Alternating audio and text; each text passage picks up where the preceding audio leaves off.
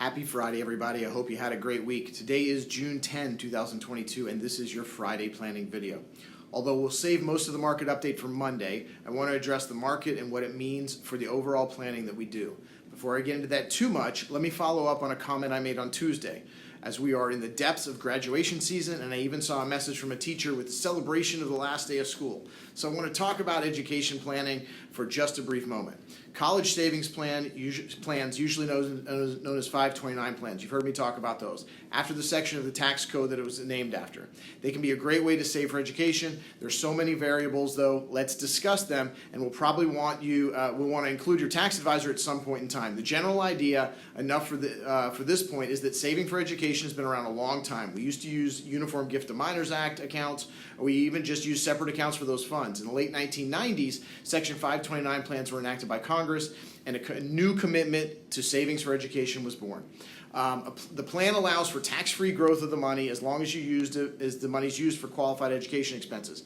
Please be in touch if you want to know more information about this, but know that there are complexities that are involved. These includes the possibility for use of some of those funds for K through 12, unless you're in the states that don't allow it, like Illinois.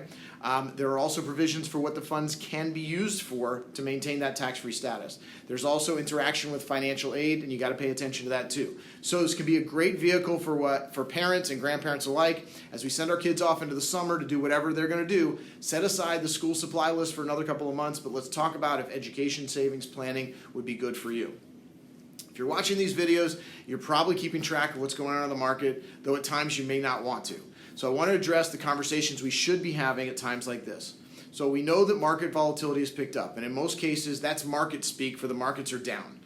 If you've not looked at your statements or your online accounts lately, in most cases, the accounts are down on the year at this time.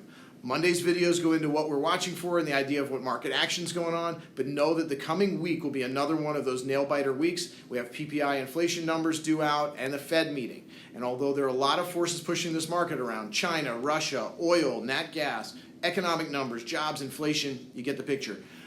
For planning purposes and the purpose of the Friday video, allow me to try to direct the conversation. Each of you has a set of goals, and we should always stay focused on those goals. Let's talk about retirement for a moment. A recent study by Principal Group came up with some worrisome results.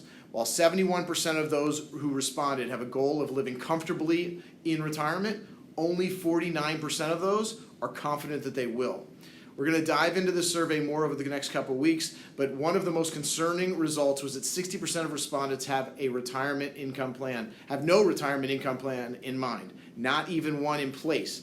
Forget it, they don't have one in place. They don't even have it in mind. Less than a third of those that are surveyed believe that they will be fully retired, with some of them thinking that they'll keep working in retirement or even phase out their work in retirement.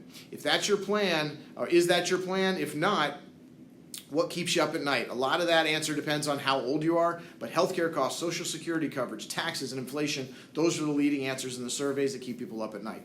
As we move into the slower summer months, please work with me to address these questions.